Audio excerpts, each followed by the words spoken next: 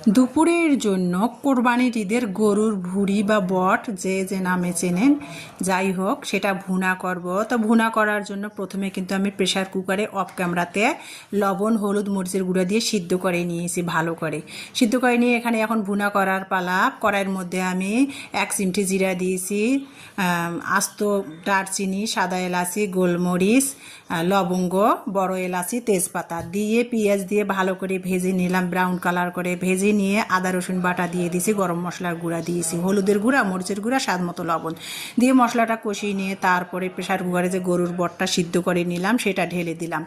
দিয়ে তারপরে 3-4টা কাঁচামরিচ দিয়েছি আর আমি 10-12টা রসুনের আস্ত কোয়া ছিলে দিয়েছি। দিয়ে ভালো করে এখানে কষিয়ে নিচ্ছিলাম, দেখতে পাচ্ছেন। আর গরুর বটটা ভুনা করার জন্য আমি সয়াবিন তেল আর সরিষার তেল মিশিয়ে দিয়েছি, কারণ শুধু সয়াবিন তেলটাও দেই নাই আর সরিষার তেলটাও শুধু দেই নাই, দুইটাই মিশিয়ে দিলে কি হয়, গরুর বটের যে আলাদা একটা স্মেল আসে সেটা থাকে না সরিষার তেল দিলে।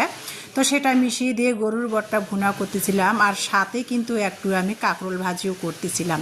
ওই যে আমার বড় মেয়ে গরুর বট পছন্দ করে না, খেতে চায় না, ওর জন্য একটু দুপুরের জন্য কাঁকরোল ভেজেও নিচ্ছিলাম। তো আজকে আমাদের দুপুরের খাবার কোরবানির ঈদের গরুর বট।